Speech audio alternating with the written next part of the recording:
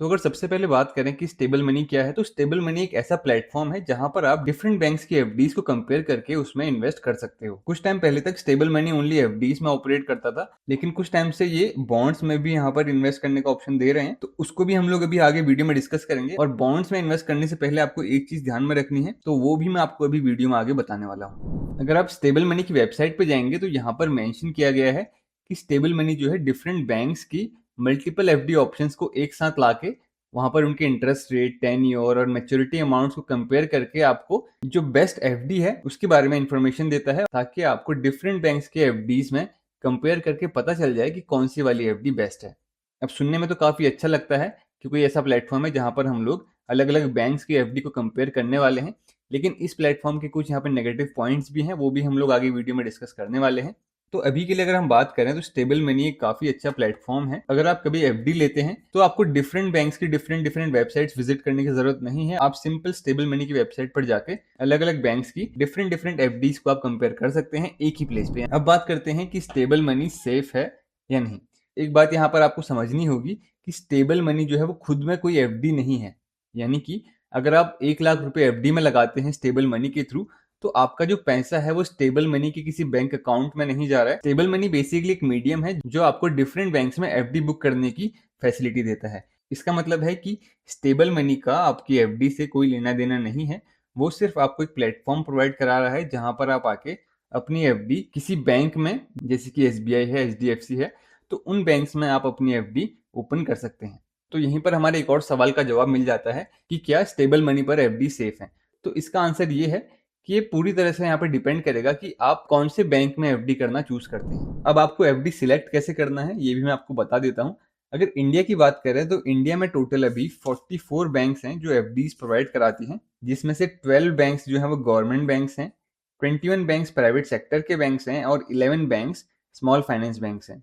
अब ये मैं आपको क्यों बता रहा हूँ, क्योंकि ये जितने भी 44 बैंक्स हैं ये सारे बैंक्स डीआईसीजीसी के द्वारा इंश्योर्ड होते हैं। अब डीआईसीजीसी क्या है? डीआईसीजीसी बेसिकली आरबीआई की एक सब्सिडियरी बॉडी है जो आपके डिपॉजिट्स पर 5 लाख रुपए का इंश्योरेंस देती है। यानी कि अगर आप किसी भी ऐसे बैंक में एफडी कराते हैं जो डीआईसीजीसी से इंश्योर्ड है, तो कल के दिन अगर वो बैंक फेल भी हो जाता है या आपकी जो रिटर्न्स है उनको देने में नाकाम होता है, तो ये जो डीआईसीजीसी है वो आपको 5 लाख रुपए का इंश्योरेंस कवर प्रोवाइड कराती है। अब अगर इसको एक एग्जांपल लेके समझें तो मान के चलिए आपने किसी बैंक में 4.8 लाख की एफडी करी है, प्लस आपका 20,000 रुपीज इंटरेस्ट भी यहाँ पर बुक हो चुका है। टोटल अमाउंट की बात करें तो आपका टोटल अमाउंट हो जाता है 5 लाख रुपीज। अब ये जो है वो डीआईसीजीसी के इंश्योर्ड अमाउंट के अंडर है, तो इन केस अगर बैंक आपके जो अमाउंट है उसको देने में नाकाम रहता है, तो उस केस में डीआईसीजीसी आपको ये कवर जो है पूरा का पूरा 5 लाख रुपए प्रोवाइड करा देगी। लेकिन अगर आपका ये अमाउंट 5 लाख की जगह 7 लाख रुपए है, तो उस केस में आपको सिर्फ 5 लाख का ही इंश्योरेंस मिलेगा, 2 लाख रुपए का आपको नुकसान हो जाएगा। तो जब भी आप कभी भी एफडी करते हैं तो आपको हमेशा एक बात ध्यान में रखनी है कि क्या ये एफडी जो है वो डीआईसीजीसी से इंश्योर्ड है या नहीं। सिर्फ इस फैक्टर से ही आपके जो एफडी सिलेक्शन है उसमें काफी यहाँ पर हेल्प हो सकती है। अब ये एक सिंगल फैक्टर नहीं है, मैं आपको आगे बताऊंगा कि आपको और कौन कौन से फैक्टर्स चेक करने हैं एफडी लेते समय। अब एक चीज मैंने यहाँ पर नोटिस करी है स्टेबल मनी एप्लीकेशन के अंदर कि ये सिर्फ आपको बैंक्स की एफडी नहीं दिखाता, ये आपको एनबीएफसीज की एफडीज भी यहाँ पर शो करता है। एनबीएफसी की एफडी में और बैंक की एफडी में यहाँ पर बहुत ज्यादा डिफरेंस है। अब जिन लोगों को नहीं पता एनबीएफसी क्या है, तो एनबीएफसी एक ऐसी कंपनी होती है जो बैंकिंग जैसे फाइनेंशियल काम करती है, लेकिन वो खुद बैंक नहीं होती है। अब अगर इसको एक एग्जांपल लेके समझें, तो अगर आपको 5 लाख रुपए का पर्सनल लोन चाहिए तो आप दो तरीके से यहाँ पर ले सकते हो। पहला तो है कि आप किसी गवर्नमेंट या प्राइवेट बैंक से यहाँ पर लोन ले लो, यानी कि आप एसबीआई से लोन ले सकते हो, एक्सिस बैंक से, तो इनडायरेक्टली आप किसी बैंक से लोन ले सकते हो। दूसरे केस में आप बजाज फाइनेंस जैसे जो एनबीएफसी हैं वहां से लोन ले सकते हो। तो ये जो बजाज फाइनेंस जैसी कंपनीज हैं ये बैंक्स नहीं है, ये बेसिकली क्या है, एनबीएफसी है, यानी कि नॉन बैंकिंग फाइनेंशियल कंपनी। अब एक मेजर डिफरेंस जो बैंक्स और एनबीएफसीज में है, बैंक्स जो है वो आरबीआई के द्वारा प्रोटेक्टेड रहते हैं, वहीं एनबीएफसीज में ये प्रोटेक्शन नहीं होती है। एनबीएफसीज को बैंक की तरह यहाँ पर प्रोटेक्शन नहीं मिलती है। अब मैंने यहाँ पर एनबीएफसी एफडी की बात पर्टिकुलरली इसलिए भी की है क्योंकि अभी मैंने जो आपको डीआईसीजीसी की प्रोटेक्शन के बारे में बताया था वो एनबीएफसी एफडीज में जनरली लागू नहीं होती है। यानी कि अगर आप एनबीएफसी की एफडी करते हैं तो वहां पर आपको जो 5 लाख का इंश्योरेंस अमाउंट है वो इन केस अगर कुछ फेलियर हो जाता है तो यहाँ पर एनबीएफसी एफडी में देखने को नहीं मिलता है। आप लोग यहाँ पर एक पैटर्न और नोटिस करोगे कि जितने भी स्मॉल फाइनेंस बैंक्स हैं तो वो आपको usually higher interest rate provide करते हैं। तो वो ऐसा कैसे कर पाते हैं? तो अगर एक स्मॉल फाइनेंस बैंक को एक गवर्नमेंट बैंक यानी एसबीआई से कंपेयर करें तो एसबीआई के पास जो है वो ब्रांड है, उसका बड़ा नाम है और उसके पास जो कस्टमर बेस है वो भी बहुत ज्यादा है। वहीं अगर एक स्मॉल फाइनेंस बैंक की बात करें तो इसका कस्टमर बेस अभी काफी कम है। तो ये लोगों को अट्रैक्ट करने के लिए यानी कि डिपॉजिट्स को बढ़ाने के लिए हायर इंटरेस्ट रेट प्रोवाइड करते हैं। तो बहुत लोगों के मन में ये भी डाउट होता है कि हायर एफडी रेट का मतलब कुछ स्कैम हो सकता है। तो यहाँ पर बिल्कुल नहीं है। स्मॉल फाइनेंस बैंक्स भी यहाँ पर डीआईसीजीसी से इंश्योर्ड होते हैं। तो मैं रिकमेंड करूंगा कि आप लोग अगर स्मॉल फाइनेंस बैंक में इन्वेस्ट कर ही रहे हैं तो यहाँ पर आपको 5 लाख से ज्यादा इन्वेस्ट नहीं करना है, क्योंकि उतना ही यहाँ पर डीआईसीजीसी के अंडर कवर रहता है। अब अगर बात करें कि आपको क्या क्या फैक्टर्स ध्यान में रखने हैं कभी भी एफडी परचेज करते समय, तो सबसे पहले तो आपको देखना है कि बैंक का टाइप क्या है, यानी कि वो पब्लिक सेक्टर बैंक है, प्राइवेट बैंक है, या फिर एक स्मॉल फाइनेंस बैंक है, या फिर कई केस में वो एनबीएफसी बैंक भी हो सकता है। दूसरा, आपको डीआईसीजीसी का स्टेटस देखना है। तीसरा, आपको उसका टेन्योर चेक करना है, क्योंकि माइनर टेन्योर डिफरेंस में भी आपको काफी ज्यादा जो इंटरेस्ट रेट है वो फ्लैक्चुएट करते हुए दिख जाएगा। और एक पॉइंट जो बहुत लोग मिस करते हैं एफडी लेने से पहले, वो है प्रीमेच्योर विड्रॉल रूल्स को देखना। यानी कि अगर आप टेन्योर पूरा होने से पहले एफडी को तोड़ देते हैं तो उस केस में आपके इंटरेस्ट रेट में कौन सी पेनल्टीज लगती हैं या कौन से चार्जेस आपको देने पड़ेंगे, तो वो चीजें भी आपको देखनी पड़ेंगी।